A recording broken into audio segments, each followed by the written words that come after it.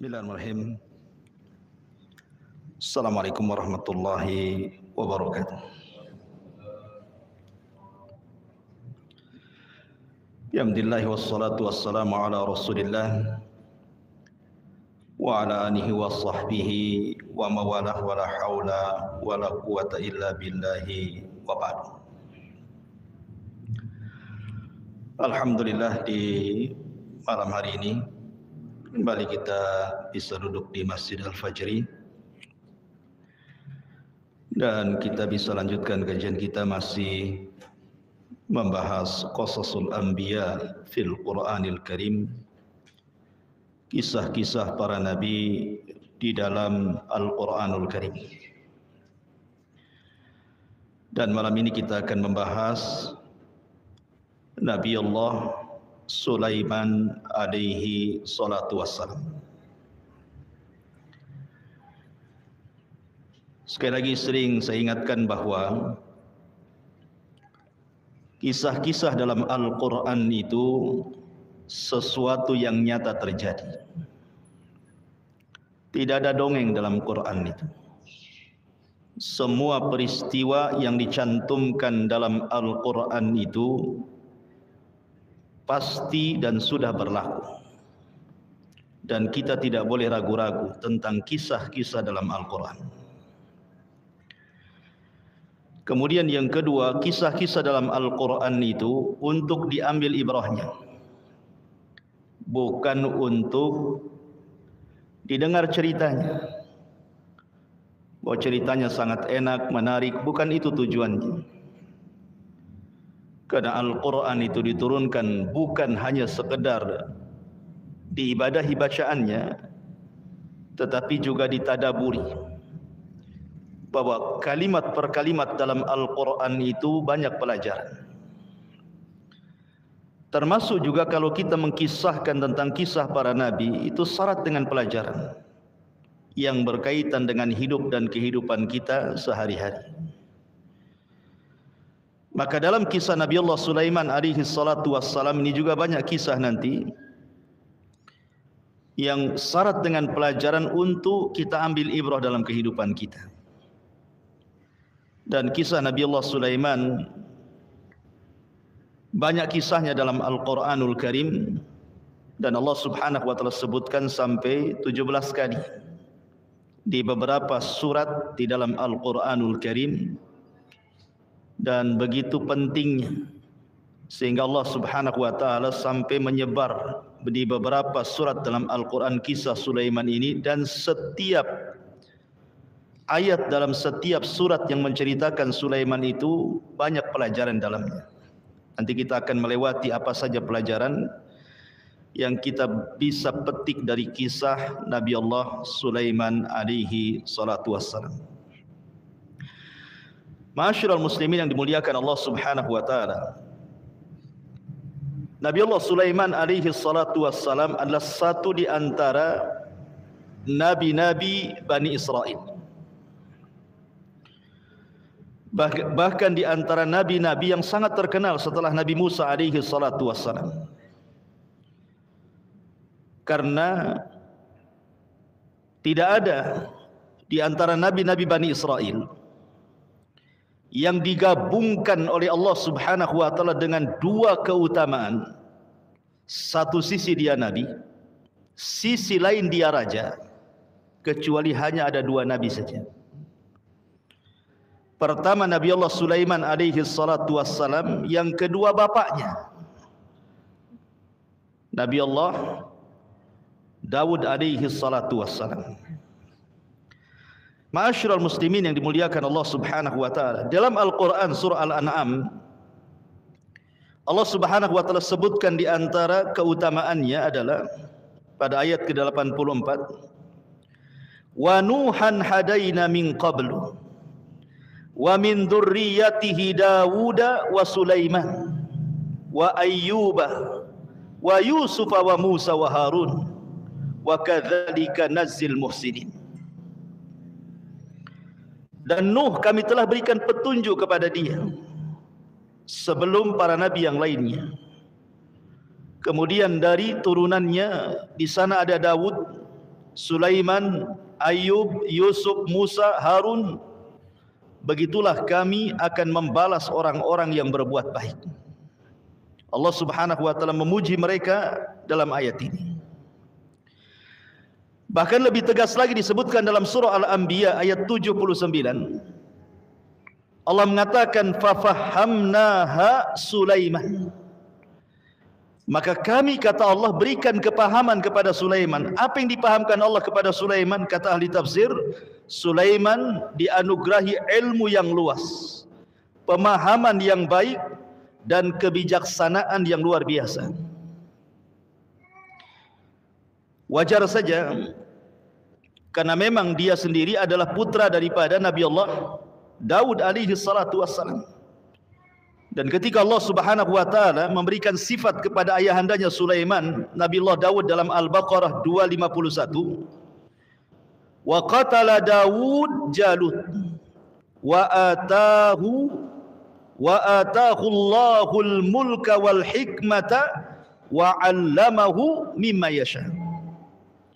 Ketika Daud membunuh Jalut, kemudian Daud jadi raja, mewarisi tahta Talut, maka Allah Subhanahu wa taala berikan kepada Nabi Allah Daud itu kerajaan, kemudian hikmah, kebijaksanaan, dan Allah ajarkan kepada dia sesuai dengan kehendak Allah Subhanahu wa taala. Jadi bapaknya cerdas, ya wajar anaknya juga cerdas gitu ya.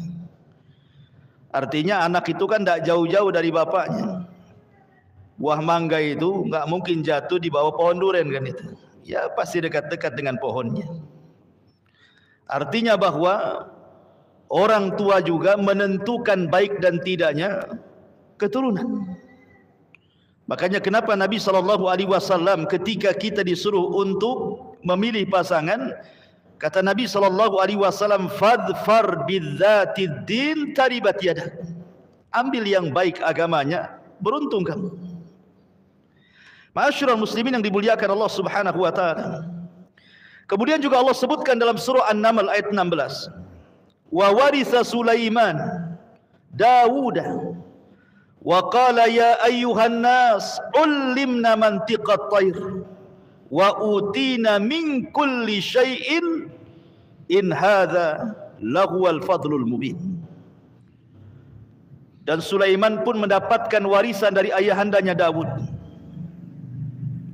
Kemudian Sulaiman mengatakan, wahai manusia, telah diajarkan kepada kami bahasa burung, dan telah diberikan kepada kami segala sesuatunya dari Allah yang tidak diberikan kepada yang lainnya, dan ini semua adalah karunia yang nyata yang Allah anugerahkan kepadaku.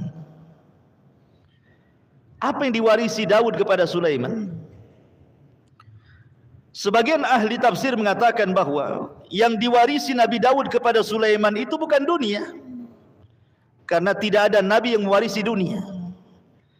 Makanya Nabi SAW bersabda, innal ulama warathatul anbiya wa innal anbiya lam yuwarrithu dinaran wala dirhaman walakin warrathul ilma faman akhadahu akhadha bihaddin wafir. Ulama itu pewaris para nabi, dan para nabi tidak pernah mewariskan dinar dan dirham. Artinya tidak pernah mewariskan dunia. Semua harta para nabi apabila meninggal disedekahkan semuanya. Tetapi yang diwariskan mereka adalah ilmu. Maka barang siapa yang mengambilnya, maka dia telah mengambil yang baik untuk kehidupannya. Jadi Nabiullah Sulaiman alaihi salatu wassalam diberikan dua warisan. Pertama, warisan kerajaan dari Allah Subhanahu wa taala. Kemudian yang kedua, ini yang paling penting adalah warisan yang disebutkan oleh Imam At-Tabari rahimahullahu taala. Maksudnya adalah warisan al-ilmu alladzi kana atahu Allahu fi hayati. Jadi Sulaiman diberikan pengetahuan yang luas, ilmu yang cemerlang dalam kehidupannya, dan juga dia diwarisi kerajaan yang tidak diberikan oleh Daud kepada anak-anaknya. Anaknya Daud kan banyak. Nabi Daud itu punya anak 19. Tapi kenapa Sulaiman yang dipilih? Kalau bukan karena Allah Subhanahu wa taala telah memilih sehingga Nabi Daud mempercayakan kekuasaannya kepada Sulaiman dari 9 putera Daud. Ya. Menunjukkan bahwa Sulaiman ini memiliki kedudukan di mata ayahandanya Daud dan juga diangkat derajatnya di sisi Allah Subhanahu wa taala. Ma'asyiral muslimin yang dimuliakan Allah Subhanahu wa taala. Di antara kisah Sulaiman yang sering diceritakan banyak manusia, mungkin antum kecil-kecil juga sudah mendengar bagaimana kisah Nabi Allah Sulaiman. Yang paling masyhur adalah Nabi Allah Sulaiman alaihi salatu wassalam diberikan oleh Allah Subhanahu wa taala kerajaan yang tidak diberikan kepada para nabi setelah bahkan sesudahnya. Kekuasaan yang luas sekali. Dan itu adalah doa Sulaiman itu sendiri. Ketika Sulaiman alaihi salatu wassalam sebagaimana dalam sebuah hadis dari Abdullah ibn Amr ibn As radhiyallahu an, selesai membangun Masjidil Aqsa. Tentu bukan dari dasarnya sudah ada. Dialah orang yang pertama kali membuat haikal. Yang haikal ini kemudian menjadi sebuah cerita bagi orang-orang Yahudi bahwa apabila mereka menemukan haikal Sulaiman di bawah Masjidil Aqsa, maka Masjidil Aqsa itu akan ditumbangkan. Kemudian mereka akan membangun haikal itu, kemudian mereka meyakini bahwa penolong mereka itu akan muncul dan akan menguasai dunia. Maksud mereka adalah Dajjal. Ya, tapi mereka mengatakan itu penolong mereka. Jadi haikal ini menjadi cerita dongeng bagi orang-orang Yahudi. Mereka meyakini bahwa di bawah Masjidil Aqsa itu ada haikal Sulaiman. Makanya lihat Masjidil Aqsa itu sudah lubang bawahnya kan. Makanya tidak boleh menampung banyak-banyak. Kalau banyak-banyak bisa roboh. Dibatasi orang sholat di Masjidil Aqsa itu. Karena sudah dilobangi. Orang-orang Yahudi itu berusaha mencari haikal Sulaiman, dan kalau sudah ketemu masjid itu dirobohkan, haikal itu yang dibangun. Padahal ini dongeng belaka. Ma'asyiral muslimin yang dimuliakan Allah Azza wa Jalla. Setelah kemudian Sulaiman selesai membangun Masjidil Aqsa dan membangun haikal, maka Nabi Allah Sulaiman meminta kepada Allah Subhanahu wa taala 3 perkara. Kata Nabi sallallahu alaihi wasallam, sa'alallaha hukman yusadifu hukmahu. Di mana Sulaiman meminta kepada Allah agar setiap putusannya yang diputuskan kepada rakyatnya itu cocok dengan hukum Allah Subhanahu wa taala. Yang kedua, wa mulkan la yambagi li ahadin min ba'di. Dan dia meminta agar dia diberikan kerajaan yang tidak diberikan kepada siapapun. Hanya dia saja.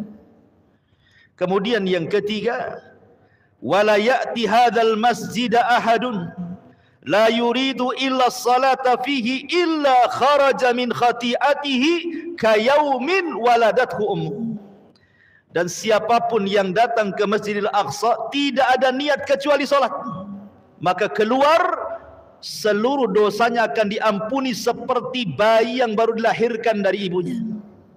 Kata Nabi SAW, amma thintani faqad utiyahuma. Adapun yang 2 sudah Allah kabulkan. Adapun yang ketiga, wa ana arju an yakuna qad utiya thalitha. Aku hanya berharap mudah-mudahan yang ketiga juga dikabulkan. Artinya setiap yang sholat di Masjidil Aqsa keluar sudah diampuni dosanya seperti bayi yang baru dilahirkan. Kenapa? Karena Rasul pernah sholat di situ. Kapan? Ketika peristiwa Isra dan Mi'raj, dia jadi imam di situ. Ya. Lah di antara kekuasaan Sulaiman yang ma'ruf adalah dia sanggup memahami bahasa binatang. Mau binatang terbang, mau binatang yang melata di bumi, mau binatang jinak sampai kepada binatang buas, mau binatang kecil sampai kepada binatang besar. Sulaiman paham dengan bahasa itu. Dan inilah keistimewaan Sulaiman yang tidak diberikan kepada yang lainnya. Bukan hanya mampu menundukkan binatang, dari yang jinak sampai yang buas, dari yang terbang sampai yang melata di bumi, sampai kepada makhluk yang tidak bisa dilihat, jin. Sulaiman bisa menundukkannya. Padahal jin kan tidak bisa dilihat. Jin itu gaib bagi kita. Karena Allah Subhanahu wa taala yang mengatakan innahum yarakum min haitsu la tarawnahum. Mereka melihat kalian, kalian tidak melihat mereka. Makhluk yang tidak bisa dilihat bisa tunduk kepada Sulaiman. Ini kan luar biasa. Bahkan awan dan angin semua tunduk kepada Sulaiman. Nanti ada kisahnya. Tapi dari sini menunjukkan bahwa lihat Allah Subhanahu wa taala melimpahkan karunia-Nya kepada siapa yang dikehendakinya. Dan Allah berikan kepada Sulaiman kelebihan yang tidak ada para nabi yang lainnya. Bahkan Nabi SAW suatu ketika beliau sempat sholat. Kemudian dalam sholatnya diganggu oleh jin, oleh syaitan. Maka ditangkaplah oleh Rasul, kemudian terkena lehernya, tercekiklah leher jin itu. Jin jahat yang menggoda Nabi itu. Kemudian keluar liurnya. Dan Rasul mengatakan, aku merasakan liurnya syaitan itu dingin di tanganku.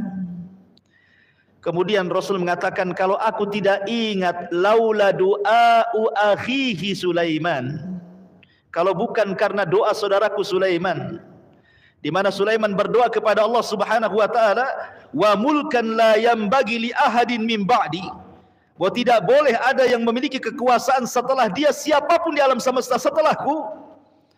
Makanya Rasul melepaskan setan itu. Kata Rasul, kalau aku tidak ingat doa ini, sudah aku gantung tuh si jin yang menggangguku di tiang masjid supaya manusia besok melihatnya, katanya. Menunjukkan Nabi SAW mengakui kekuasaan Sulaiman kan. Dilepasnya oleh Rasulullah SAW jin itu.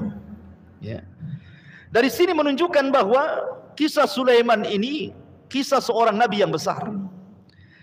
Makanya Imam Mujahid mengatakan bahwa raja di bumi ini yang paling luas kekuasaannya itu cuma 4. Raja yang pernah menguasai di bumi dari mulai Adam sampai akhir kiamat nanti itu cuma ada 4 saja. Yang paling besar kekuasaannya hampir separuh bumi dia kuasai. 2 mukmin, 2 kafir. Yang mukmin Nabi Allah Sulaiman alaihi salatu wassalam, kemudian yang kedua Dzulqarnain. Dan yang kafir Namrud dan Bukhtun Nasr yang menghancurkan Palestina sehancur-hancurnya dan membantai orang-orang Yahudi kali itu. Tetapi dari 4 raja yang besar yang pernah menguasai dunia, baik yang mukmin atau yang kafir, yang paling mutlak kekuasaannya adalah Nabi Allah Sulaiman alaihi salatu wassalam. Yang paling luas kekuasaannya, yang paling berkuasa atas izin Allah Subhanahu wa taala dari 4 raja penguasa dunia ini adalah Nabi Allah Sulaiman alaihi salatu wassalam. Ma'asyiral muslimin yang dimuliakan Allah Subhanahu wa taala. Tadi saya sudah katakan bahwa kisah Sulaiman ini di Quran disebutkan sampai 17 kali. Di antaranya disebutkan dalam surah Al-Baqarah, Al-An'am, Al-Anbiya, An-Naml, As-Saba, kemudian Sad, dan begitu seterusnya. Baik, kita mulai kisah Nabi Allah Sulaiman alaihi salatu wassalam. Siapa Nabi Allah Sulaiman ini? Nabi Allah Sulaiman alaihi salatu wassalam adalah putra daripada seorang nabi, Nabi Allah Daud alaihi salatu wassalam. Dan Nabi Allah Sulaiman alaihi salatu wassalam adalah ahadu muluk mamlakati Israel al-muwahhidah. Jadi ketika Daud dan Sulaiman berkuasa, Bani Israel tidak berpecah. Tidak berpecah, menjadi satu. Ya. Tetapi setelah Sulaiman meninggal dunia, Bani Israel terpecah jadi 2. Ada kerajaan sebelah timur, ada sebelah utara. Lah, kerajaan yang ada Yerusalemnya di situ dikuasai oleh anak cucu Yahuda, yang kemudian disebut bangsa Yahudi. Kemudian terjadi cekcok antara 2 kerajaan ini. Kemudian turunan Yahuda menyerbu Bani Israel yang sebelah timur. Akhirnya menyatu. Sejak itulah yang dikenal oleh kita bukan Bani Israel, tetapi Yahudi sampai hari ini. Kita kenal Yahudi saja. Ya. Karena sebagian penamaan Yahudi itu salah satunya adalah Ada yang mengatakan karena dia adalah turunan putra Yakub namanya Yahuda ibn Yakub, maka turunan disebut Yahudi. Ada yang mengatakan Yahudi itu diambil dari kalimat hudna ilaika. Hudna ilaik itu artinya kami bertobat kepadamu ya Rabb. Ketika Musa kemudian menasihati Bani Israel karena penyembahan mereka terhadap sapi, anak sapi yang dibuat samiri itu, kemudian mereka mengatakan hudna ilaika, kami bertobat kepadamu ya Rabb. Hudna dari sila kemudian mereka disebut Yahudi. Ada juga yang mengatakan bahwa Yahudi itu disebut dari tahawudah. Mawaddah artinya kecintaan. Karena asas mereka itu di atas kecintaan. Tetapi Yahudi zaman sekarang mana ada cinta? Mereka membantai kaum muslimin di mana-mana. Ya. Tetapi pendapat yang kuat wallahu alam bahwa penamaan Yahuda itu karena Yahudi itu diambil dari nama kakek buyut mereka Yahuda ibnu Yakub. Makanya turunannya disebut Yahudi. Adapun kemudian kabilah-kabilah 12 yang lainnya dari kabilah-kabilah Bani Israel tidak dikenal lagi. Yang dikenal Yahudi sampai hari ini, sekali lagi saya katakan, karena setelah wafatnya Sulaiman, Bani Israel terpecah menjadi dua. Yang satu dikuasai turunan Yahuda, yang satu dikuasai turunan yang lainnya. Kemudian yang turun Yahuda ini menjajah yang lainnya, maka jadi satulah di atas kekuasaan turunan Yahuda. Sejak itulah nempel kalimat Yahudi sampai hari ini. Maka kita katakan Yahudi. Padahal bisa saja bukan semua turunan Yahuda kan, bisa saja turunan Nabi Yusuf, turunan Binyamin, turunan Lawi, turunan yang lainnya kan itu. Tetapi kemudian terglobalkan dengan nama Yahudi sampai hari ini. Ma'asyiral muslimin yang dimuliakan Allah Subhanahu wa taala. Kembali ke kisah. Jadi Nabi Allah Sulaiman alaihi salatu wassalam, kalau menurut kisah daripada Perjanjian Lama, maksudnya Taurat, bahwa Nabi Sulaiman itu adalah Nabi yang ke-48 menurut mereka dari Nabi-Nabi Bani Israel. Tetapi di dalam Islam kita kenal dengan 25 Nabi dan Rasul. Dia bagian daripada 25 Nabi dan Rasul. Dan kita katakan bahwa Sulaiman itu Nabi. Tetapi orang-orang Yahudi tidak mengakui kenabiannya. Orang-orang Yahudi itu sampai hari ini tidak mengakui kenabiannya. Sehingga Allah Subhanahu wa taala turunkan ayat kepada mereka. Ketika Nabi SAW bercerita tentang Nabi Allah Sulaiman, kemudian Rasul memuji Sulaiman dan mengatakan dia Nabi, orang-orang Yahudi Madinah mengatakan bukan, dia bukan Nabi, dia tukang sihir katanya. Kenapa? Dari mana bisa Sulaiman menundukkan jin, menundukkan binatang, menundukkan awan kalau bukan sihir apa namanya? Maka Allah turunkan ayat wattaba'u ma tatlus syayatin ala mulki Sulaiman wa ma kafara Sulaimanu walakinna syayatina kafaru yu'allimuna an-nasa sihra ila akhiril ayat. Dan mereka mengikuti apa yang dibacakan syaitan kepada mereka di zaman kerajaan Sulaiman. Dan tidaklah Sulaiman kafir, tetapi setan-setanlah yang kafir. Tidaklah Sulaiman mengajarkan sihir, setan-setan itu yang mengajarkan sihir, itu maksudnya. Jadi orang-orang Yahudi di zaman itu mengingkari. Bahkan sampai hari ini sebagian Yahudi tidak mengatakan Sulaiman Nabi, tetap dikatakan tukang sihir. Maka kita tegaskan Sulaiman Nabi di antara satu dari 25 Nabi dan Rasul yang dicantumkan dalam Al-Quran, di mana 18 namanya tercantum dalam surah Al-An'am secara keseluruhan, dan sisanya sampai genap 25 Nabi dan Rasul tersisa di beberapa ayat dalam beberapa surat dalam Al-Quran. Dan itu kita yakini bahwa ada 25 Nabi dan Rasul. Walaupun ini bukan pembatasan. Itu yang kita kenal namanya. Yang tidak kita kenal namanya banyak. Karena Abu Dzar radhiyallahu an bertanya kepada Rasul tentang jumlah para nabi, kata Rasulullah SAW, jumlah nabi itu 120, dalam riwayat 124 ribu. Dan jumlah Rasul itu 315 Rasul. Makanya kalau akidah ahli sunnah wal jamaah, ketika kita beriman kepada para Rasul, maka para ulama mengatakan kita beriman dengan para nabi dan Rasul yang kita kenal namanya, ataupun yang tidak kita kenal namanya. Kita wajib beriman. Ya. Ma'asyiral muslimin yang dimuliakan Allah Subhanahu wa taala. Nabi Allah Sulaiman alaihi salatu wassalam, dia lahir di Palestina, tepatnya di kota Gaza. Kita sering mendengar ada jalur Gaza. Jalur Gaza itu adalah perbatasan antara Mesir dan Palestina. Itu disebut ada jalur Gaza di situ. Atau disebut dengan Gozah. Disitulah Nabi Allah Sulaiman lahir. Makanya ada sebagian para ulama mengatakan, walau lam yakun li Ghazzati minal fakhri illa maulidun Nabi Sulaiman wal Imam Syafi'i biha lakafaha, katanya. Ulama mengatakan apa?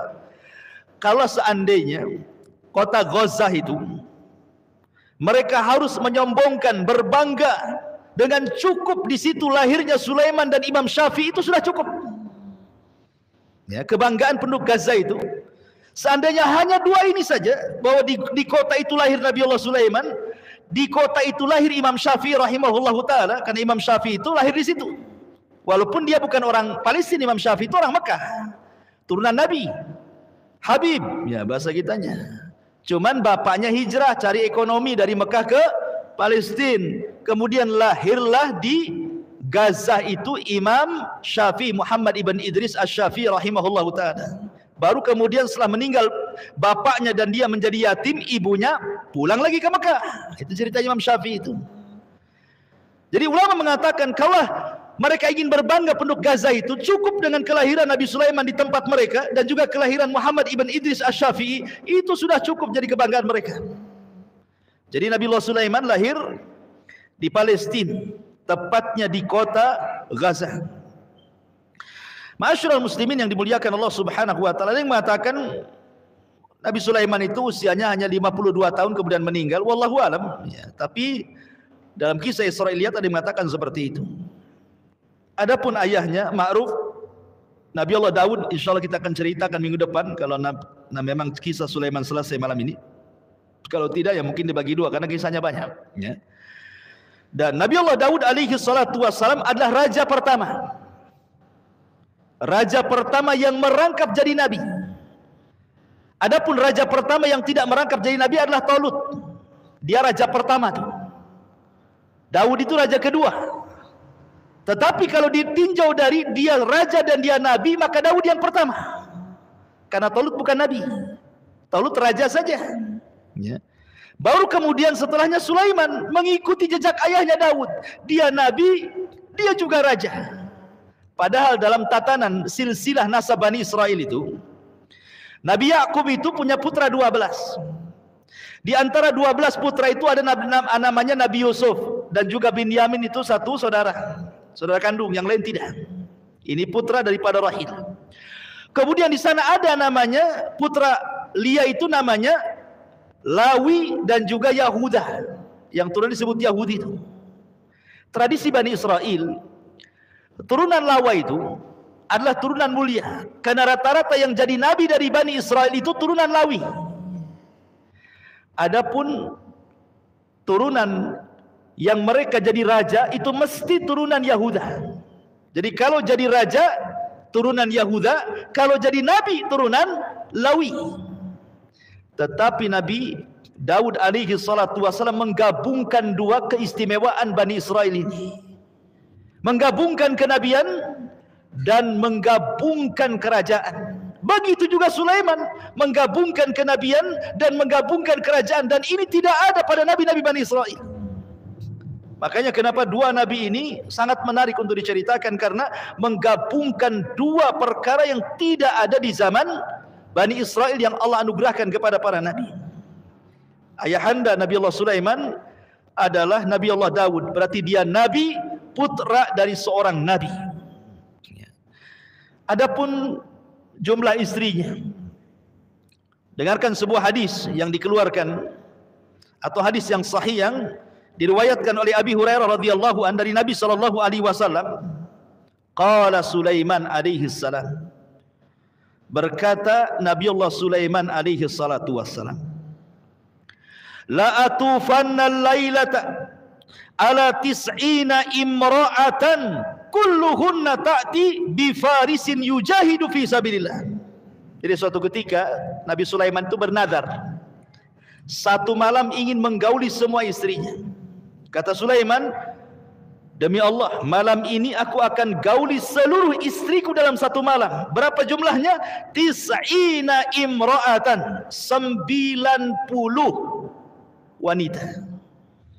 Dalam riwayat sebagaimana yang dijelaskan oleh Al-Hafidz Ibnu Hajar rahimahullahu taala, ada yang mengatakan 60, dalam riwayat ada yang mengatakan 70, dalam riwayat ada yang mengatakan 90, dalam riwayat ada yang mengatakan 99, dalam riwayat ada yang mengatakan 100. Kemudian kata Al-Hafidz Ibnu Hajar rahimahullahu taala, boleh jadi dengan banyaknya riwayat dan semuanya sahih.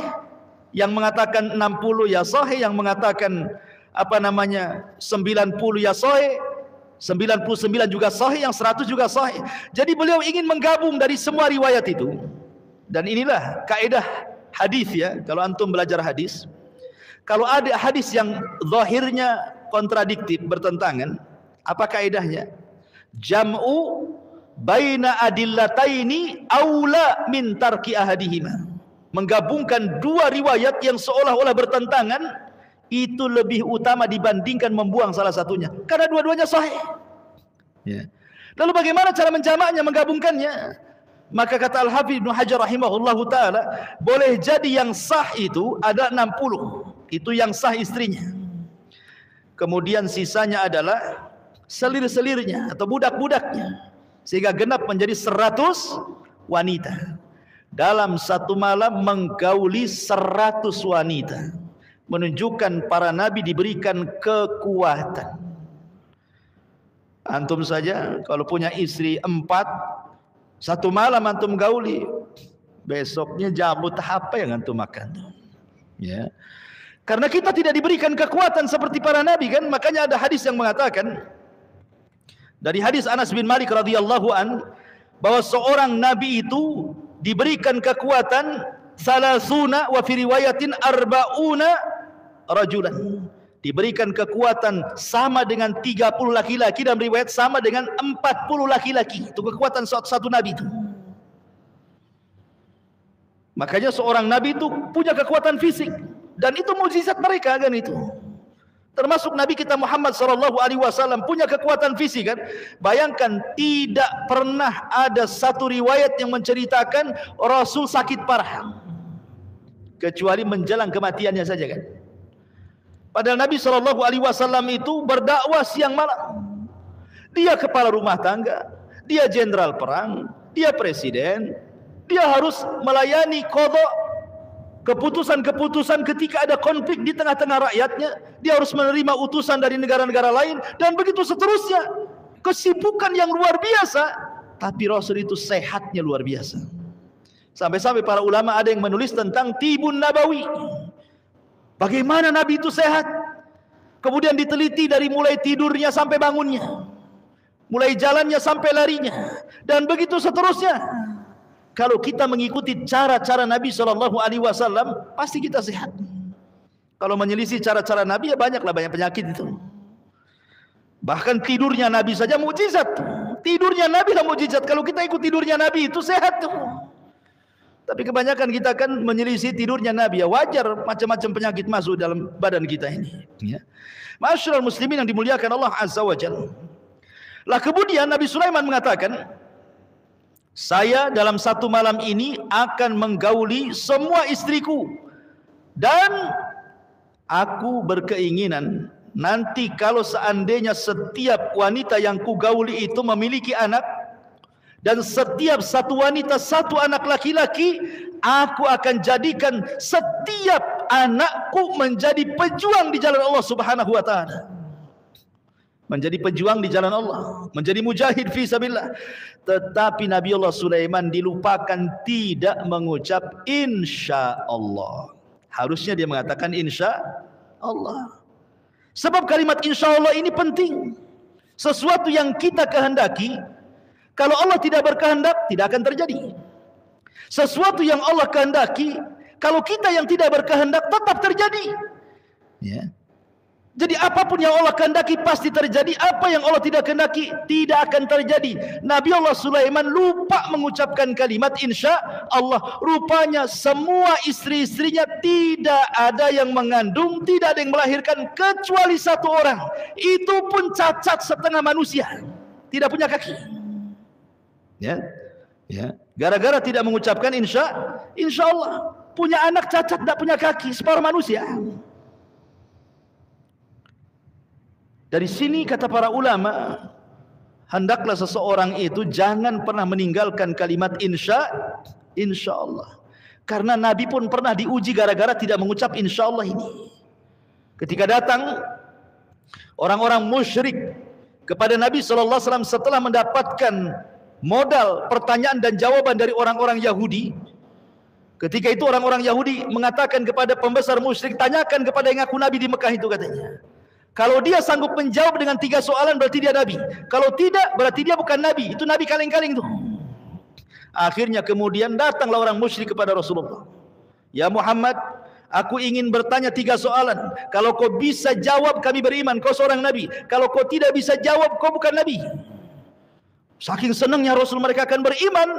Kata Rasul mengatakan ghadan, katanya. Besok jawabannya. Lupa pula mengucapkan insya Allah. Pas besoknya Jibril pula tak turun. 2 hari Jibril tak turun, seminggu Jibril tak turun, 2 minggu Jibril tak turun, 3 minggu Jibril, sudah 1 bulan Jibril tak turun, sesak dari Nabi. Orang-orang sudah mengatakan, aduh tuh Nabi kaleng-kaleng, mana katanya besok, sampai kapan besoknya katanya. Ini sudah 1 bulan, sesaklah dada Nabi. Baru turunlah Jibril memberitahu jawabannya. Itu akibat tidak mengucapkan insya Allah.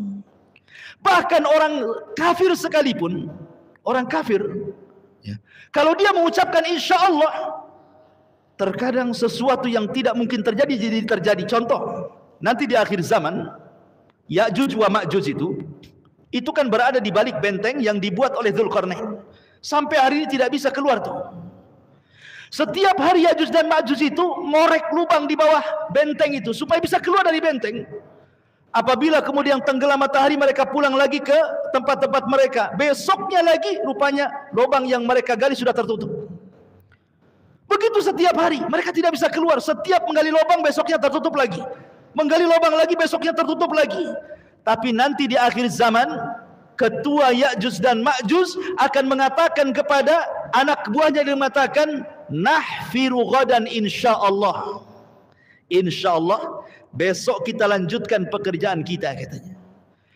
Setelah pemimpin Ya'juj dan Ma'juj mengatakan insya Allah, besoknya lubangnya tidak lagi terisi dan mereka bisa melanjutkan untuk penggaliannya sampai berhasil keluar dari benteng. Dan jadilah fitnah di akhir zaman Ya'juj dan Ma'juj. Ya. Kalimat insya Allah ini penting. Jangan kemudian walaupun antum yakin 100% besok bisa datang ke undangan, besok datang gak antum? Karena antum berpikir gak ada acara, ya gak ada masalah, senanglah besok datang. Jangan katakan seperti itu. Insya Allah besok datang. Boleh jadi antum tidur, tahu-tahu asam urat kumat, kakinya tak bisa melangkah paginya. Siapa yang tahu? Iya kan? Tahu-tahu ada acara yang lain, gak tahu kita ini. Tahu-tahu ketabrak, tahu-tahu nabrak, kita tidak tahu kan, begitu ya. Makanya kalimat insya Allah ini penting. Makanya Nabi Sulaiman gara-gara tidak mengucapkan insya Allah, lahir seorang bayi separuh manusia. Kan itu ya. Subhanallah ya. Ma'asyiral muslimin yang dimuliakan Allah Subhanahu wa taala. Ya, dari sini menunjukkan bahwa jumlah istri Sulaiman itu ada 100 kan itu. Ada yang mengatakan yang 60 sah, yang lainnya adalah selirnya atau budak-budaknya, hamba sahayanya. Wallahu a'lam. Ya, itu berdasarkan hadis yang sahih yang saya sebutkan tadi. Baik. Di antara keutamaan Nabi Allah Sulaiman, dia seorang nabi ini, sifat-sifatnya luar biasa. Kenapa? Nabi Allah Sulaiman alaihi salatu wassalam itu sangat dicintai rakyatnya. Senang. Rakyatnya itu senang kepada Nabi Allah Sulaiman. Menjadi seorang pemimpin yang disenangi rakyatnya. Karena ada sifat-sifat yang ada pada Sulaiman yang menjadikan kenapa kemudian dia dicintai oleh rakyatnya Bani Israel. Pertama, Di antara kekuasaannya Sulaiman itu, di antara tugasnya adalah dakwah kepada kaumnya sebagaimana dakwah para nabi, mengajak manusia ke dalam tauhid. Bahkan di zaman Nabi Sulaiman tidak ada satu tukang sihir yang berani mempraktikkan sihirnya. Dia punya orang kepercayaan namanya Asif ibn Barkhiyah. Itu orang kepercayaan Sulaiman namanya Asif ibn Barkhiyah. Diutus untuk datang ke tukang-tukang sihir. Kemudian diambili semua kitab-kitabnya. Kemudian dilarang tidak boleh mempraktikkan tukang sihir kalau dengan kesihiran, kalau tidak mereka akan dibunuh. Akhirnya tidak ada di zaman Sulaiman tukang sihir yang berani praktek sihir. Kemudian jimatnya, kitabnya diangkut semua, diletakkan di sebuah peti, kemudian diletakkan di bawah singgasana Sulaiman. Sulaiman pun bersumbar dan mengatakan, siapa yang berani mengambil peti ini dan dia dari kalangan jin, kupastikan terbakar. Tapi siapa yang mengambil dari kalangan manusia, ku bunuh dia, kata Sulaiman. Dakwah tauhid, memberantas kesyirikan. Ya. Sebab selama masih ada dukun, masyarakat pasti rusak. Ya. Kalau masih ada dukun, pasti masyarakat rusak. Karena tahulah antum kan amalannya dukun itu, membuat orang sakit, membuat orang musuhan, bekerja sama dengan setan, menyesatkan orang, rusak sebuah tempat itu kalau dukunnya di situ. Makanya Sulaiman berusaha untuk mendakwahkan tauhid kepada masyarakatnya. Kemudian yang kedua, ada haqqi syukri lillahi ta'ala ala ma razaqahum minan ni'amil katsira. Nabi Sulaiman suka bersyukur dengan kekuasaannya. Maka nanti ketika kita nanti berkisah tentang kisah Balqis, di mana Balqis mendapatkan surat dari Sulaiman, apa kata Balqis? Dia itu raja biasa yang maksudnya untuk menjajah orang itu hanya karena dunia, ataukah memang dia seorang nabi? Dikirim hadiah sama Ratu Balqis, dikirim hadiah banyak-banyak. Ketika Sulaiman kemudian mendapatkan hadiah, apa kata Sulaiman? Apa yang Allah berikan jauh lebih baik daripada yang Allah berikan kepada kalian. Nabi Sulaiman tidak mengatakan apa yang aku punya lebih baik dibandingkan yang kamu punya. Tidak. Nabi Sulaiman mengatakan apa? Apa yang Allah berikan. Jadi Sulaiman menasabkan semua nikmat kepada Allah. Itu yang paling penting. Makanya kemudian di antara Nabi Allah Sulaiman itu apa? Auzina an ashkura ni'mataka allati an'amta alayya. Ya Allah, anugerahkan kepadaku agar aku senantiasa bersyukur akan nikmat-Mu.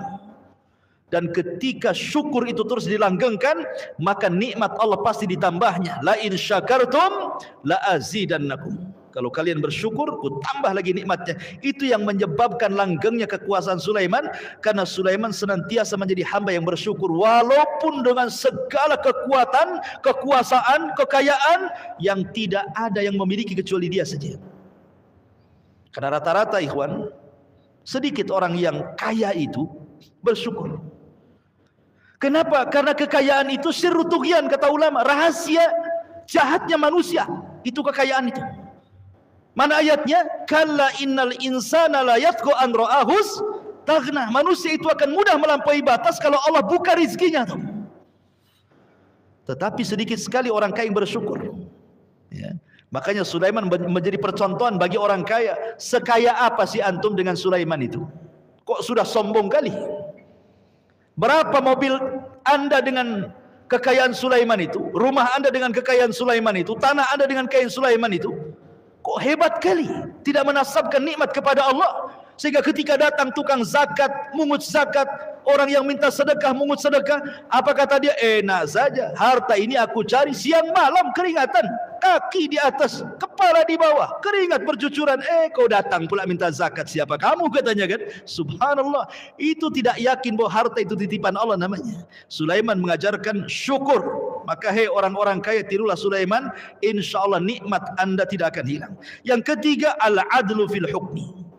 Sulaiman terkenal dengan keadilannya. Nanti ada kisahnya bagaimana ketika Sulaiman datang dua orang yang berselisih kepada Nabi Daud. Kemudian Nabi Daud berfatwa. Kemudian setelah itu mereka datang kepada Sulaiman. Kemudian Sulaiman berfatwa. Rupanya fatwa Sulaiman diambil oleh ayahnya karena lebih adil dibandingkan fatwa ayahnya sendiri. Dan itu dicantumkan dalam Al-Quran, nanti ada kisahnya. Ya. Kemudian yang keempat, al-muraqabatu daim lirra'iyati wa masalihihim, ya, wa qada'i ma yahtajuna min umurihim. Jadi Nabi Sulaiman itu sangat memberikan perhatian kepada rakyatnya. Betul-betul kepada rakyatnya dia perhatian. Nanti ada kisahnya tentang kisah Nabi Sulaiman dengan Hudhud, ya kan? Sulaiman membariskan pasukan, Hudhud pula hilang. Mana Hudhud? Mana Hudhud katanya? Kan pasukan banyak, tapi Sulaiman bisa kenal pasukannya itu. Kan burung, jenis burung kan banyak kan itu ya. Belum lagi jenis binatang yang lain selain burung ya kan. Belum lagi macannya, harimaunya, buayanya, macam-macamnya kan. Belum lagi binatang yang terbang, binatang yang melatanya, belum lagi jinnya. Dia hafal mana pasukan yang nggak ada di situ. Makanya di zaman Umar bin Khattab radhiyallahu anhu, ketika Umar malam-malam belusukan, mungkin bahasa kitanya, Umar itu kalau belusukan malam-malam dan tidak bawa wartawan, dia belusukan ke malam-malam. Rupanya ada orang tua, ibu-ibu sedang memasak, yang dimasak bukan gandum tapi batu. Yang direbus itu batu. Di sekitarnya anak-anaknya lagi nangis-nangis. Nunggu kok enggak matang-matang masakannya, gimana mau matang yang dimasak batu? Jadi Umar melihat, ya. Kemudian wanita ini tiba-tiba mendoakan, aku akan adukan Amirul Mukminin di hadapan Allah, katanya. Umar di situ. Ya. Aku akan adukan Umar bin Khattab radhiyallahu anhu, katanya, Amirul Mukminin. Masa dia tidak peduli dengan rakyatnya? Lihat anakku kelaparan, katanya. Umar menangis. Kemudian dia bertanya kepada wanita itu. Masih juga tidak kenal Umar bin Khattab itu. Akhirnya Umar pulang. Dibawanya dia gandum, dimasak sendiri, ditiup sendiri, sampai akhirnya jadi makanan, disuapinnya sendiri anak-anaknya.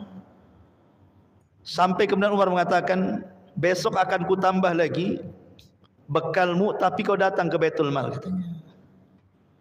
Ketika dia datang ke Baitul Mal, dia melihat Umar bin Khattab radhiyallahu anhu sedang dikerumuni orang. Siapa itu? Itu Amirul Mukminin. Wah, kaget dia. Gitu. Ya. Sampai seperti itu, ikhwatu fiddin. Umar sampai menangis, kok ada di antara rakyatnya seperti itu maksudnya. Menyesal dia.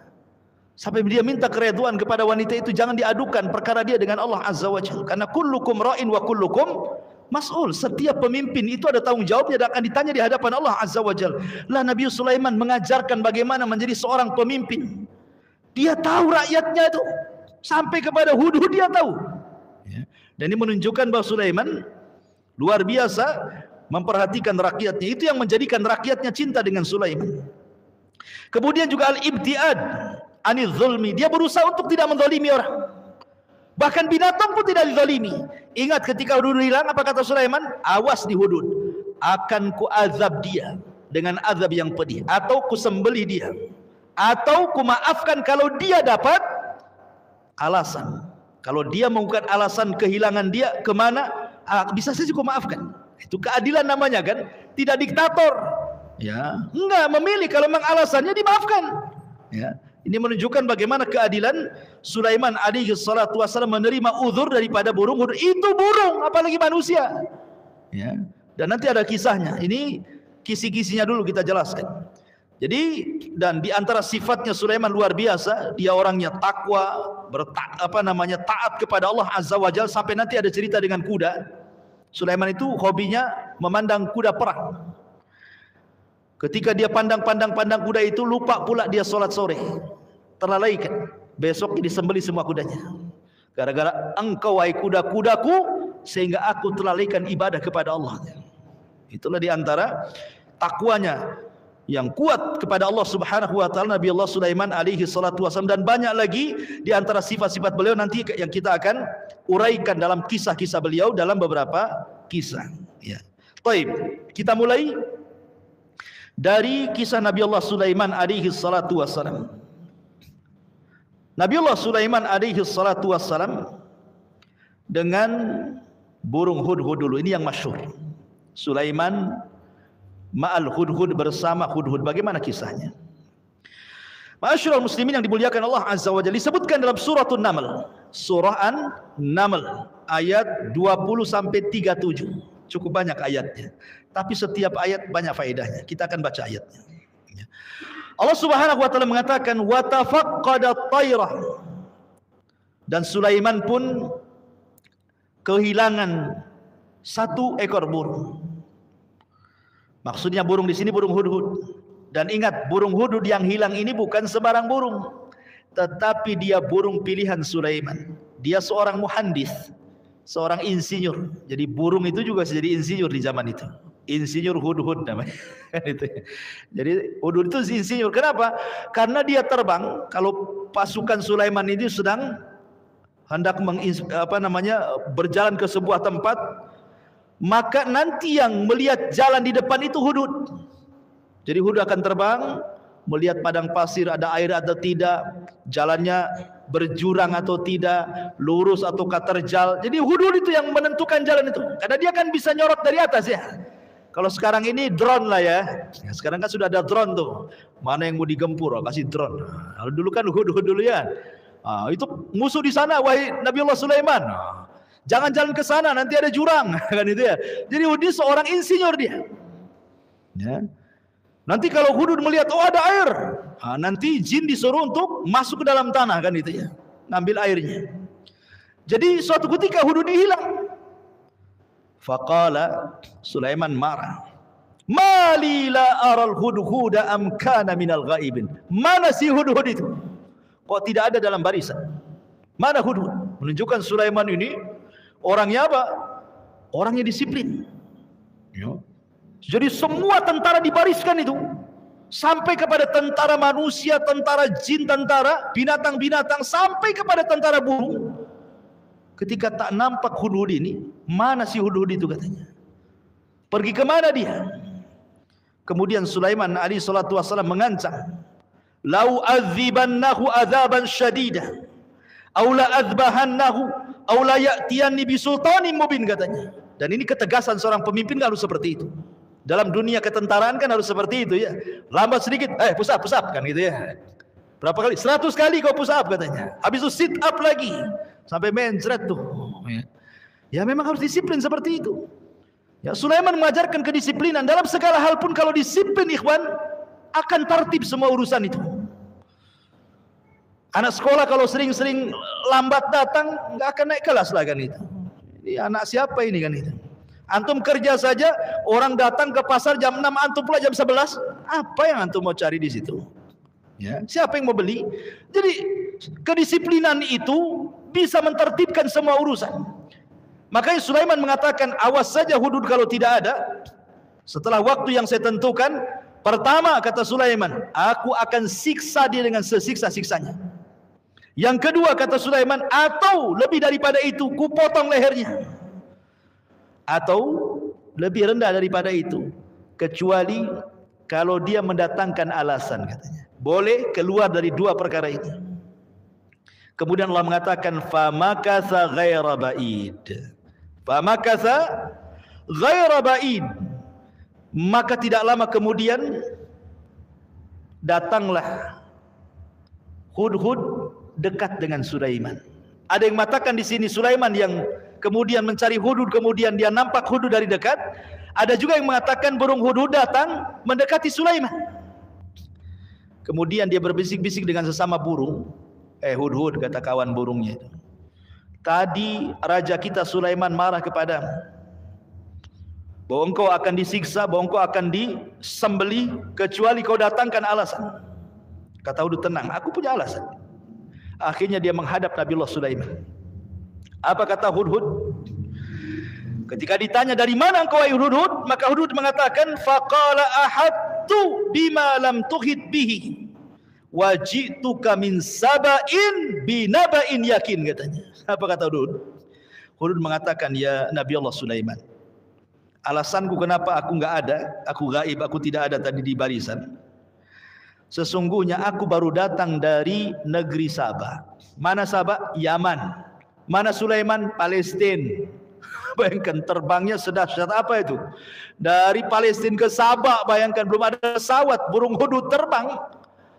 Ya. Sekilas saja dia sudah sampai di Sabah, balik lagi ke Palestina, berbaris lagi.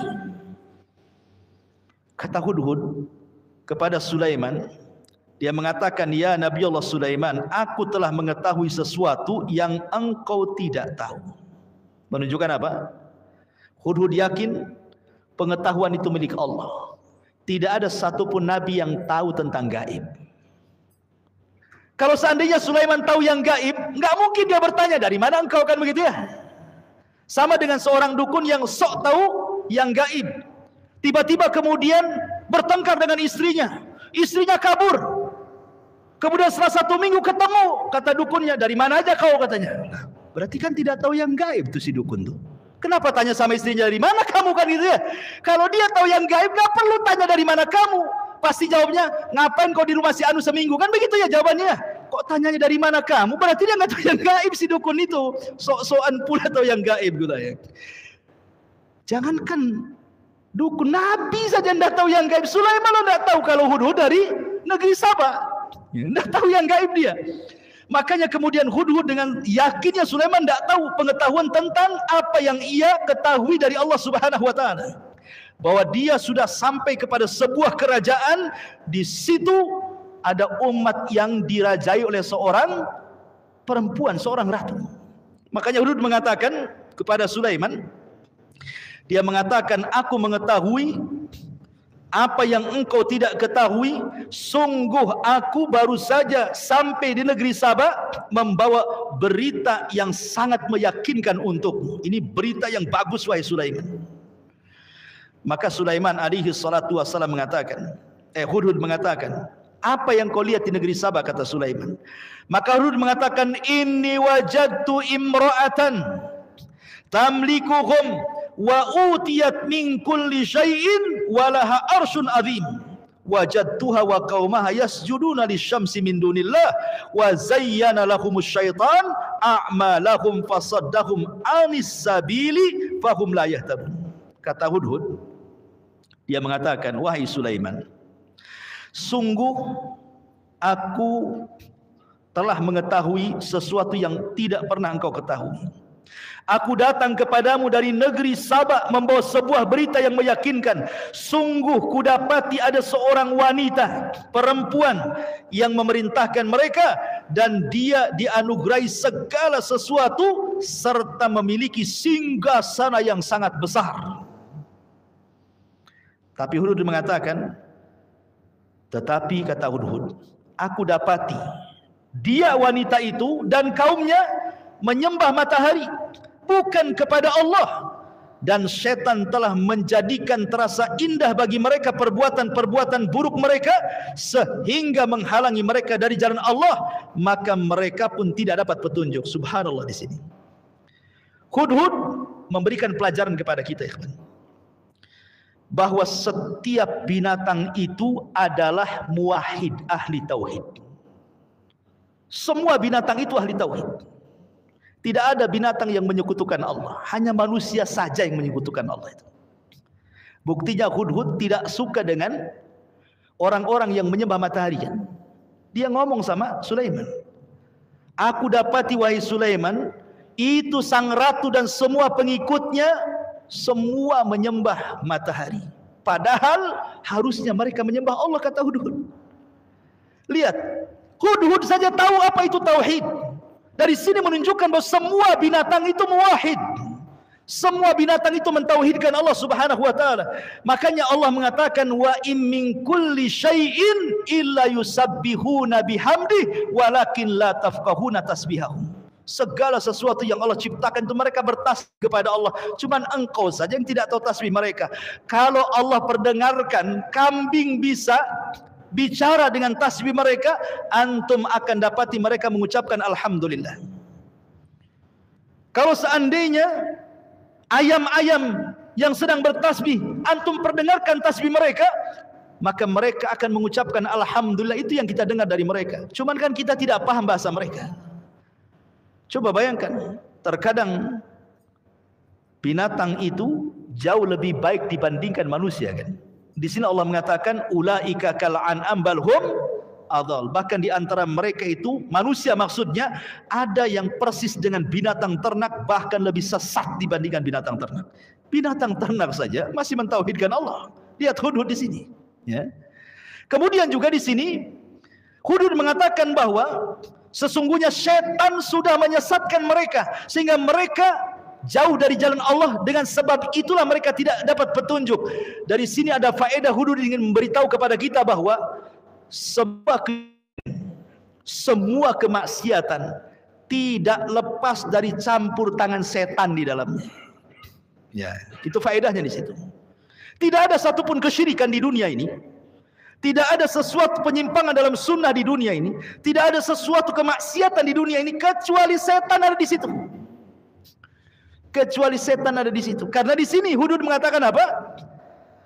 Dia mengatakan wa zayyana lahumus syaitanu a'malahum, dan setan datang menghiasi amalan mereka sehingga mereka menjadi penyembah matahari kan itu. Fasaddahum anis sabili fahum la yahtadun, sehingga menyesatkan dari jalan Allah dan mereka pun tidak dapat petunjuk. Makanya banyak-banyak ta'awudz, berlindung kepada Allah dari syaitan yang terkutuk, karena syaitan akan berusaha untuk menghiasi amalan kita. Tidak dengan jalan buruk, maling, rampok, korupsi, syirik, bid'ah. Setan kadang-kadang disuruh apa? Disuruhnya kita ibadah. Banyak-banyak kau sholat, tapi riya.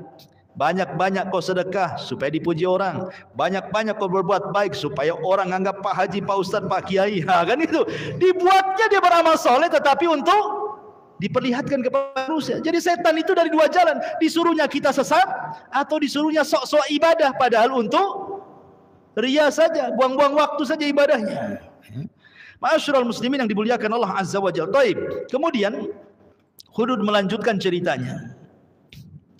Kata beliau, alla yasjudu lillahi alladhi yukhrijul hubba fis samawati wal ardi wa ya'lamu ma tukhfuna wa ma tu'linun. Allahu la ilaha illahu rabbul arsyil azim. Subhanallah. Ini Hudhud masih ceramah nih. Ya. Apa kata Hudhud? Dia mengatakan mereka juga tidak menyembah Allah yang mengeluarkan apa yang terpendam di langit dan di bumi, dan yang mengetahui apa yang kamu sembunyikan dan apa yang kau tidak nyatakan. Allah tidak ada Tuhan melainkan Dia yang berhak disembah kecuali Dia, Tuhan yang mempunyai arsy yang paling agung. Hudhud jelas. Bahasa ini bahasa tauhid. Ya, mengingatkan kekuasaan Allah Hudhud ini. Wajar Allah disembah, Dialah yang mengeluarkan semuanya. Dari yang terpendam sampai yang terlihat. Ma'asyiral muslimin, luar biasa ceramahnya Hudhud. Kalau antum ceramah, pakai ceramahnya Hudhud ini. Ini ceramah tauhid. Tetapi kan Hudhud ini kan datang kepada Sulaiman ngasih habar kan. Namanya habar itu bisa ya bisa tidak kan. Ada orang datang ngasih habar kepada antum. Oh begini Pak Pendi, tadi saya di jalan situ ada orang tabrakan, motornya terguling-guling. Oh orang yang mati, kenapalah kepalanya. Namanya habar, bisa ya bisa tidak, bisa ditambah bisa dikurang. Iya kan namanya habar kan. Sulaiman tidak membenarkan secara mutlak, ya tidak mendustakan secara mutlak. Makanya Sulaiman kemudian berkata kepada Hudhud ini, qala sananzur asadaqta am kunta minal kadhibin. Tunggu dulu, kita lihat. Habar yang kau bawa ini benar ataukah kabar yang kau bawa ini dusta, kata Sulaiman. Tunggu dulu, jangan main cerita-cerita saja katanya. Kemudian kalau begitu, kalau memang apa yang khabarkan benar, idhab bi kitabi hadza, bawa suratku ini. Kemudian fa'alqihi ilaihim, serahkan suratku kepada raja mereka. Sampaikan suratku kepada raja mereka. Thumma tawalli ankum fangdur madza yarji'un. Kemudian kamu menghindar dulu, kau lihat dari jauh kira-kira respon suratku gimana. Jadi Sulaiman nguji, kau ini jangan-jangan cari alasan saja. Karena tadi saya katakan kalau kau tidak ada sudah kubantai kau katanya. Kau buat cari alasan ya katanya. Kalau kau benar beritamu, nih bawa surat, sampaikan ke ratu yang kau ceritakan itu. Kau nanti dari jauh kau tengok, macam-macam balasannya. Maka Hudhud betul-betul membawa surat Nabi Sulaiman untuk disampaikan ke raja, ke Ratu Balqis ini. Kemudian sampailah surat itu. Maka Ratu Balqis kaget dapat surat itu. Dikumpulkanlah para pembesar-pembesarnya itu. Kemudian dibacakanlah surat itu di depan para pembesarnya itu. Ratu Balkis ini diberikan kecerdasan. Ya, dia ratu tapi cerdas. Kemudian juga diberikan akal lagi. Apa kata Ratu Balkis ini? Qalat, ya ayyuhal mala' aftuni fi amri ma kuntu qati'ata amran hatta tashhadun. Kata Ratu Balkis, wahai para pembesar, wahai para penguasa, berilah aku pertimbangan dalam perkaraku ini. Aku tidak pernah memutuskan sebuah perkara sebelum kalian hadir dalam ruanganku. Ini ada surat dari Sulaiman ini. Macam mana pendapat kalian? Aku tidak bisa memutuskan diriku sendiri. Menunjukkan ini wanita berakal nih. Ya, tidak memutuskan sendirian, tetapi bersama-sama ada rapat. Makanya kalau antum punya lembaga gitu rapat sendirian, ya, di demo nanti. Tapi kalau antum rapat dengan pengurus yang lain, kan dapat ide-ide cemerlang. Oh jangan beginilah Pak Ketua, begini saja. Nanti kalau begini kan begitu ya. Yang oh jangan nanti begini. Jadi begono-begono jadinya kan gitu ya. Jadi akhirnya muncullah sebuah ide dengan yang jauh lebih baik, lebih bijak, ya, lebih rahim dan begitu seterusnya gitu ya. Jadi itulah kecerdasan dan akal Ratu Balkis. Dia ingin meminta pendapat para pembesarnya. Kemudian kata para pembesarnya, qalu, mereka mengatakan, kata para pembesarnya, mereka mengatakan, nahnu ulu quwwatin wa ulu ba'sin syadid wal amru ilaik fangduri madza ta'murin. Wahai ratu, kita ini orang kuat di sini, pasukan kita banyak, kita biasa perang, kita kuat, ya. Kalau kau perintahkan perang, kita perang, ya. Tapi tergantung keputusan. Kalau kita mau damai, terserah kamu. Di sini menunjukkan kedudukan siapa?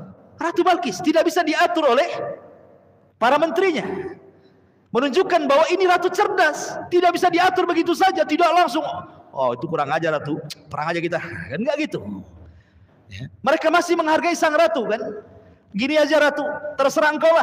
Kalau kau perintahkan kami perang bersama pasukan Sulaiman, kita perang, kita bertempur.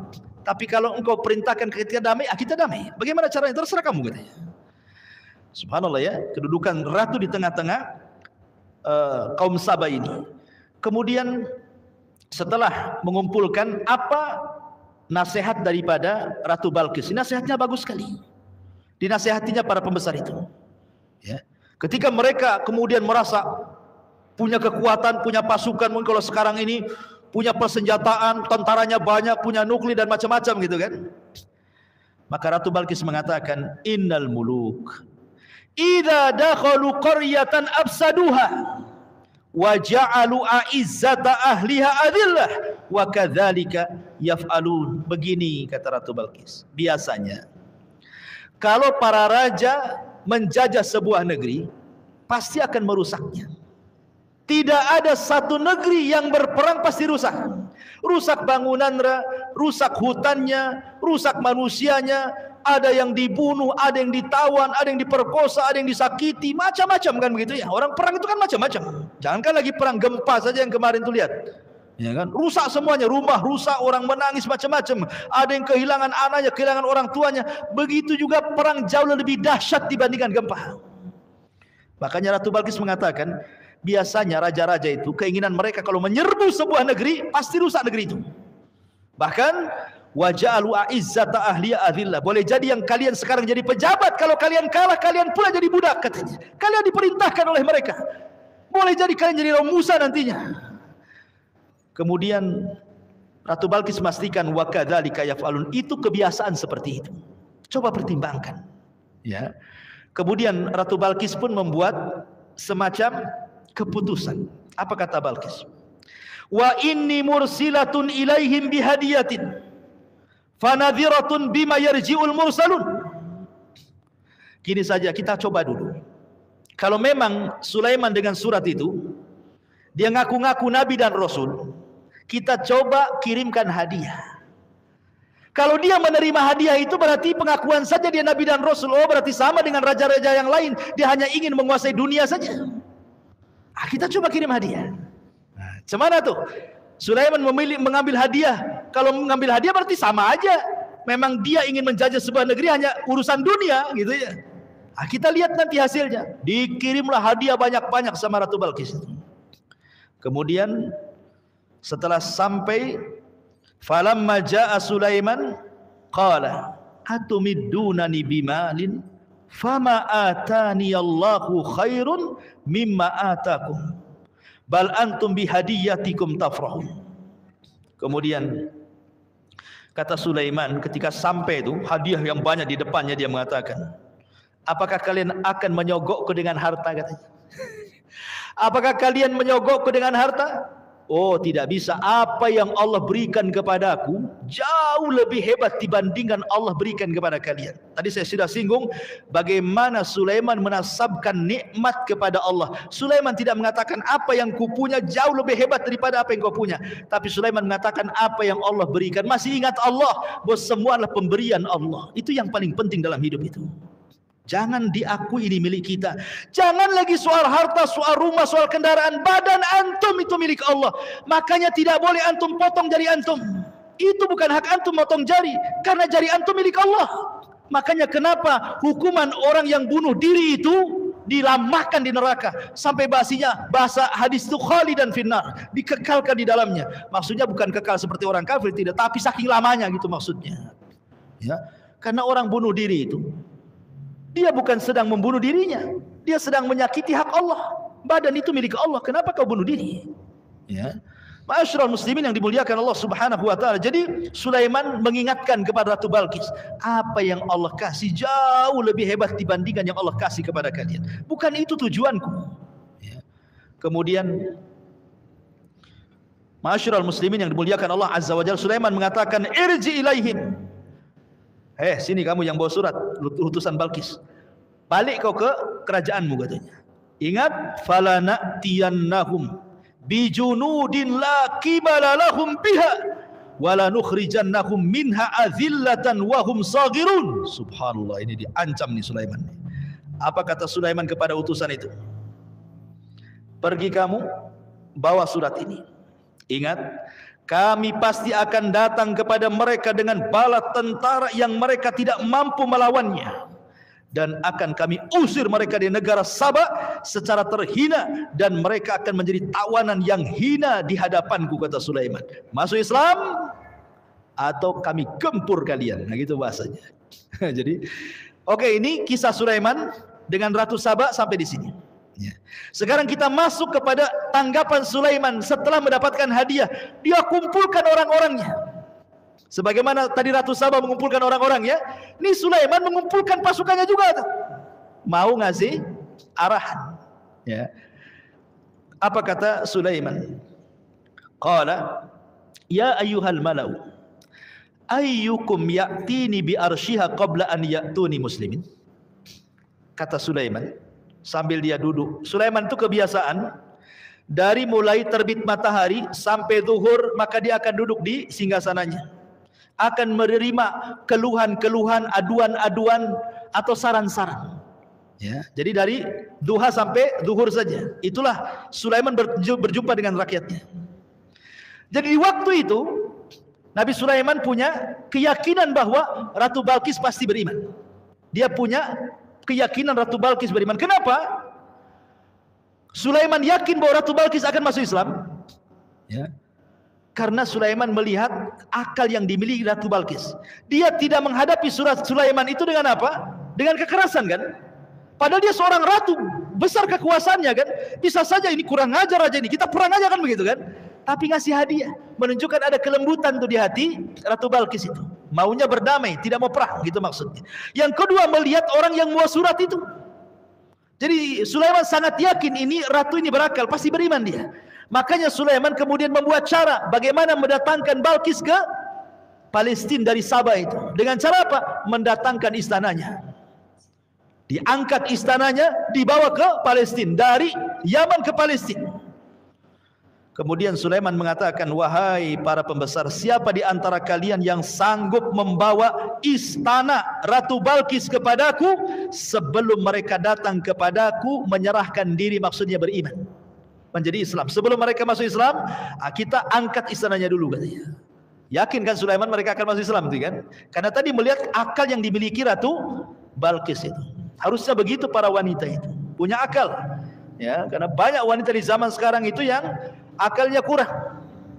Tidak punya akal. Bahkan saya katakan banyak wanita yang tidak punya akal ketika mereka tidak beriman dan tidak ada aturan dalam Islam. Coba wanita di zaman sekarang membuka aurat sesuka mereka. Ya, mengeluarkan kata-kata kotor suka mereka. Ada yang sudah berumah tangga sibuk dengan handphonenya, nggak pernah sibuk dengan suaminya. Ya, suami datang itu kalau zaman dulu belum ada handphone itu pasti ditanya kan, capek ya bang ya? Ya, capek lah sini adek uruti itu zaman dulu. Ya, zaman sekarang datang suaminya ceritakan apa yang ditengok di YouTube. Tahu nggak bang? Tadi saya nengok ini suaminya lelah capek dengerin. Akalnya hilang wanita zaman sekarang ini kawan. Subhanallah. Ma'asyiral muslimin yang dimuliakan Allah Azza wa Jalla. Akhirnya kemudian qala ifritun minal jinni anna atika bihi qabla an taquma min maqamik wa inni alaihi laqawiyyun amin. Dengan bangganya Ifrit itu di bawahnya iblis. Bayangkan. Ifrit itu di bawahnya iblis, jin yang paling kuat setelah iblis itu Ifrit namanya. Kuat dia.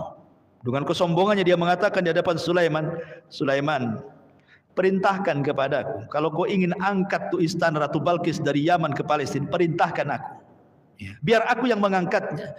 Kemudian dia mengatakan, akulah yang akan membawanya kepadamu sebelum engkau berdiri dari tempat dudukmu, wahai Sulaiman. Sudah kudatangkan itu istanamu. Sebelum kau berdiri, itu sudah ada depan. Menunjukkan apa? Bahwa jin itu punya kekuatan memindahkan sesuatu. Kalau istana saja bisa dipindahkan, apalagi uang dalam celengan. Ya, kalau antum nabung di celengan tiba-tiba hilang, berarti ada yang mindahkan. Itu jin yang mindahkan. Ya, masalahnya nggak ada lubangnya. Tengok-tengok lubangnya cuma satu. Ya lubang tempat masukkan uang itu saja. Cemana bisa hilang? Berarti jin itu yang mindahkan. Tapi kalau ada lubangnya, itu jin lain yang mindah. Itu jin rumah itu. Ya gitu. Ma'asyiral muslimin yang dimuliakan Allah Azza wa Jalla. Kemudian setelah Ifrit ini mengajukan diri, sebelum kau berdiri dari tempat singgasanamu, istana sudah depanmu. Qala alladhi indahu ilmun minal kitab, ana atika bihi qabla an yartadda ilaika tarfu. Falamma ra'ahu mustaqirran indahu qala hadza min fadli rabbi liyabluwani aashkuru an aghfur wa man syakara fa inna ma yashkuru nafsi wa man kafara fa inna rabbi ghaniyyun karim. Ketika Ifrit sudah mengajukan diri, sebelum kau berdiri dari tempat dudukmu, istana sudah depanmu. Ada lagi yang mengatakan seorang yang mempunyai ilmu dari kitab. Maksudnya yang menguasai kitab Taurat. Ya, Tauratnya kan di zaman itu kan acuan mereka kitab Tauratnya Nabi Musa. Ya. Jadi dia mengatakan seseorang yang mempunyai ilmu dari kita berkata, aku akan mampu membawakan singgasana Balqis ke hadapanmu dalam sekedip mata. Jadi kalau Ifrit ini sampai Sulaiman bangun, ini orang yang beriman yang berilmu ini jangan cerita bangun, kedipkan saja matamu wahai Sulaiman, istana sudah di sini katanya. Di sini menjadi khilaf para ahli tafsir. Siapa orang ini? Kok hebat kali. Ifrit saja bawahan iblis. Dia waktunya itu sampai Sulaiman bangun dari tempat duduknya. Ini tidak sampai bangun. Berkedip saja sudah ini. Kan hebat, sakti kali orang itu. Siapa orang ini? Ini jadi perselisihan para ulama. Ada 4 perselisihan para ulama. Siapa orang yang sanggup memindahkan kerajaan Ratu Balqis Saba yang ada di Yaman ke Palestina ini? Pendapat yang pertama, bahwa yang dimaksud di sini adalah Asif ibn Barkhiyah. Asif ibn Barkhiyah, orang yang paling dekat dengan Sulaiman. Namanya Asif ibn Barkhiyah. Dia orang yang menguasai kitab Taurat, menguasai Ismul A'zam, nama-nama Allah yang agung. Ya. Ini satu pendapat. Pendapat yang kedua, maksudnya yang ngomong beginilah jin tetapi yang muslim. Kalau Ifrit kan yang kafir tadi. Jadi ini yang satu, jin kafir, si Ifrit ini, dia mengatakan, wahai Sulaiman, sebelum kau berdiri depan dudukmu, itu istana sudah depanmu. Jadi jin yang muslim. Gak enak nih, karena lihat sombong dia kan. Maka jin yang muslim mengatakan, ya Sulaiman, biar aku yang mindah. Sebelum kau berkedip, istana sudah depan. Ini pendapat yang kedua. Pendapat yang ketiga, maksudnya di sini Sulaiman sendiri. Ketika dia melihat kesombongan Ifrit mengatakan mampu memindahkan istana Ratu Balkis sebelum saya berdiri, kata Sulaiman, aku bisa mendatangkan sebelum aku berkedip, katanya. Jadi yang ngomong ini Sulaiman sendiri. Tapi ada juga yang mengatakan bukan jin dari kalangan muslim, bukan Asib ibn Barkhiyah, bukan juga Sulaiman, tapi yang ngomong ini malaikat Jibril. Yang ngomong ini adalah malaikat Jibril. Karena ketika melihat si syaitan ini, ya, Ifrit yang sudah tunduk kepada Sulaiman, dia dengan sombong yang mengatakan seperti itu, maka malaikat datang, aku bisa sebelum kau berkedip, istana sudah depanmu, katanya. Jadi ada 4 penafsiran para ulama tentang siapa yang memindahkan istana Ratu Balkis itu. Akhirnya kemudian ketika betul-betul mereka mampu mendatangkan istana di depan Sulaiman itu, apa yang terjadi? Sulaiman bersyukur kepada Allah. Dia mengatakan, hadza min fadli rabbi liyabluwani aashkuru am akfur. Ini semua karunia Allah. Ya. Ini semua ujian bagiku, apakah aku bisa bersyukur dengan kekuasaan yang aku miliki, mampu memindahkan istana dengan pasukanku atau aku sendiri, gitu ya. Apakah aku menjadi orang kufur? Inilah kebalikan perkataan Sulaiman dengan perkataan Qarun. Ketika Sulaiman diberikan kekuasaan, kekayaan yang luas, dia mengatakan hadza min fadli rabbi, ini semua karunia Allah untuk menguji aku, apakah aku bisa syukur ataukah kufur. Tapi Qarun ketika sudah kaya, datang penarik zakat untuk minta zakatnya. Apa kata Qarun? Innama utitu min ilmin indi. Enak saja kau narik zakatku, katanya. Ini kekayaanku, kata Qarun, semua datang karena kemampuanku, bukan karena Allah.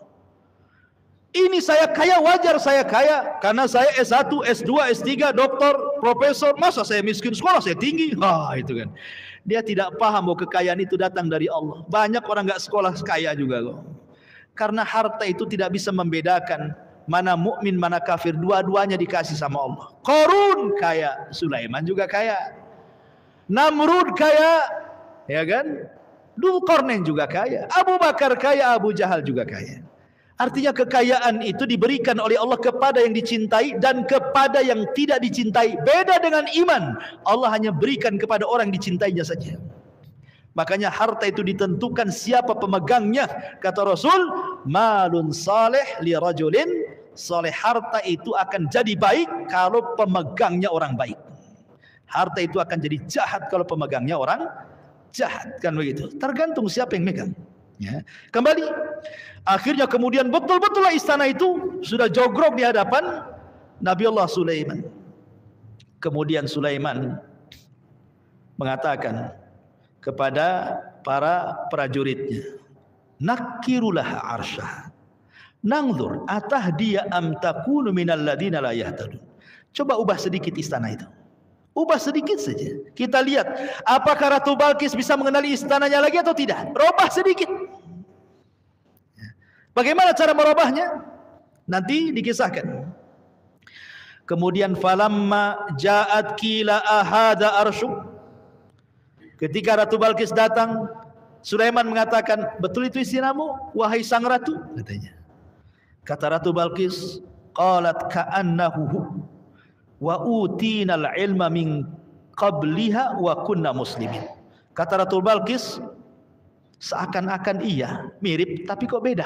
Karena sudah dirubah sama Sulaiman kan itu. Kayak iya tapi tidak, kayak tidak tapi iya. Itulah orang ragu-ragu namanya. Ya. Jadi macam iya tapi kok beda gitu ya bahasanya ya. Akhirnya kemudian setelah Sulaiman beritahu tidak, itulah istana. Kagetlah. Loh, istana ada di Yaman kok sekarang ada di Palestina, gimana cara mindahnya? Kayak kisah Aladin saja jadinya. Ya. Jadi ma'asyiral muslimin yang dimuliakan Allah Azza wa Jalla, makanya lanjut ayatnya kemudian, maka ketika Ratu Balkis datang ditanyakan kepadanya, serupakah ini singgasanamu wahai Balkis? Dia menjawab seolah-olah itu dia. Dan dia Balkis pun berkata, kami telah diberi pengetahuan sebelumnya. Karena Sulaiman kan terkenal masalahnya sampai ke negeri Sabah juga kan gitu ya. Dan kami adalah orang-orang yang berserah diri kepada Allah. Sekarang aku mengakui kau seorang nabi. Aku beriman dengan agamamu. Karena melihat mukjizat mampu memindahkan istana kan begitu ya. Ya siapa yang bisa mengalahkan Sulaiman? Bisa saja nanti ini istana dipindah, nanti pasukannya di istana ke tengah laut dipindah, bisa saja kan gitu ya. Habis pasukannya. Ya. Kan Sulaiman punya macam-macam jin banyak kan itu. Lah kalau seandainya Sulaiman mengerahkan pasukan jin serang dari sana, jin tak terlihat. Antum kalau kelahi dengan orang yang nggak kelihatan, kira-kira antum menang nggak? Atau yang nggak kelihatan itu yang menang? Tinggal jitak aja kepalanya antum nggak tahu dia di mana dia. Jadi siapa yang bisa mengalahkan tentara Sulaiman gitu ya? Belum lagi dari atas burung-burung, belum lagi harimaunya, belum lagi buaya daratnya dan begitu seterusnya, ikhwan.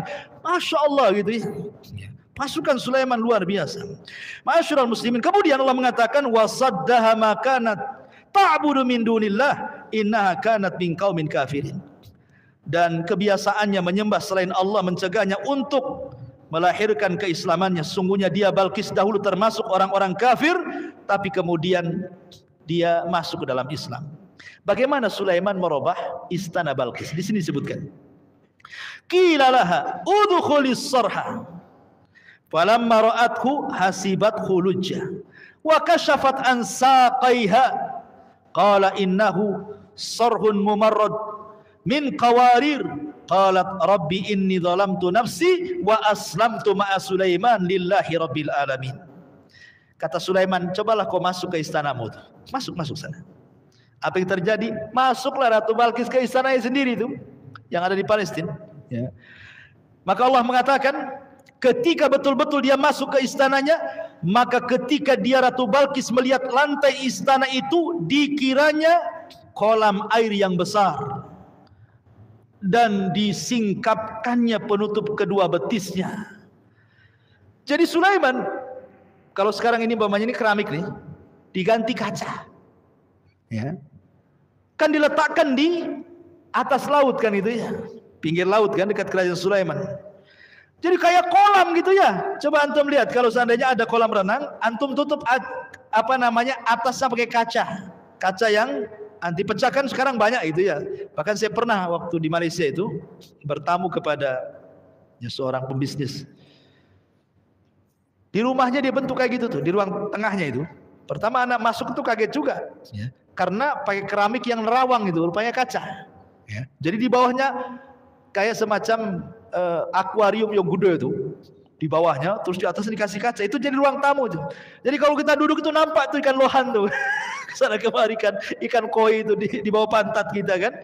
Ya. Mungkin kurang lebih ya. Di zaman sekarang kan sudah mutakhir ya. Bisa saja kok di zaman dulu. Ya kan belum ada kan gitu. Kecuali mukjizat dari Allah yang diberikan kepada Sulaiman kan itu ya. Sehingga Ratu Balkis ini sangka mau masuk kolam, padahal itu kaca tuh. Disingkaplah betis dia gitu ya, takut masuk air gitu ya. Aneh dia, tahu-tahu ketika jalan loh, kok nggak tersentuh airnya. Dari situlah dia makin yakin kalau Sulaimanlah seorang nabi. Makanya kemudian lanjut ayatnya dia mengatakan, qalat rabbi inni zalamtu nafsi. Ya Rabb, sesungguhnya aku telah mendolimi diriku sendiri. Wa aslamtu ma'a Sulaiman lillahi rabbil alamin. Dan aku pun masuk ke agama Sulaiman, agama yang hanya menyembah Allah Rabb semesta alam. Adapun kemudian kisah apakah Ratu Balkis belakangan menikah dengan Nabi Sulaiman atau tidak, ini memang ada beberapa pendapat ulama. Memang tidak ada khabar yang sahih dalam masalah ini, baik dalam Quran ataupun hadis Nabi tentang apakah kemudian Ratu Balkis menikah dengan Sulaiman. Tetapi ada pendapat Imam Qurtubi rahimahullahu taala dalam kitabnya Al-Jami' li Ahkamil Quran. Dia menyebutkan beberapa akwal, ada 3 perkataan. Salah satunya beliau menukilkan pendapat bahwa kemungkinan Ratu Balkis menikah dengan Sulaiman. Walaupun ada juga yang membantah tidak dan begitu seterusnya. Tapi ada yang berpendapat bahwa Ratu Balkis itu menikah dengan Nabi Allah Sulaiman. Wallahu a'lam bishawab, ikhwan. Masih banyak kisah Sulaiman dengan jin, kisah Sulaiman dengan petani, kisah Sulaiman dengan semut, kisah Sulaiman dengan kuda, ya, dan kisah Sulaiman dengan kodok. Walaupun ada beberapa kisah yang tidak sahih ya, tapi nanti kita ceritakan juga sebagai pengetahuan supaya ketika antum membaca kisah Sulaiman di Google, Jangan mentalan saja, karena tidak semua kisah-kisah berkenaan dengan Sulaiman itu sahih. Kita kan hanya berlandaskan kepada Al-Quran dan Sunnah Nabi SAW. Adapun selain itu ya boleh jadi itu cerita Israiliyat, ya kan? Dan cerita Israiliyat tidak bisa jadi pegangan, dia hanya untuk mengetahui saja bahwa ini bukan daripada Islam. Wallahu a'lam ikhwan. Kalau kita ceritakan bisa sampai jam 12 ya. Subhanakal bihamdika asyhadu an la ilaha illa anta astaghfiruka wa atubu ilaik. Allahu ta'ala. Assalamualaikum warahmatullahi wabarakatuh.